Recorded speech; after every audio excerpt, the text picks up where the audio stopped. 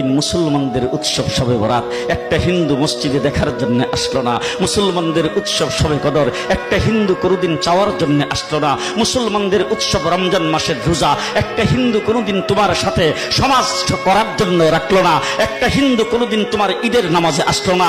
একটা হিন্দু কোনোদিন তোমার সাথে জুমার নামাজে অংশগ্রহণ করলো না, তোমাকে দেখার জন্য পর্যন্ত আসলো না।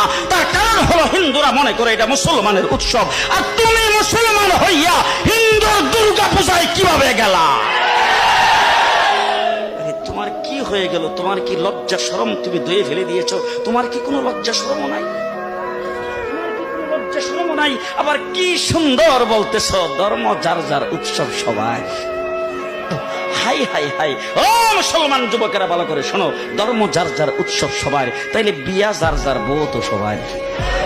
জি, বিয়ে যার যার বউ সবার, পুষ্কুনি যার যার মাস সবার, গাছ যার যার ফল সবার, ক্ষেত যার যার ফসল সবার, দোকান যার যার মাল সবার। এখন ঘুমাইছে কি কথা বলেন না কেন?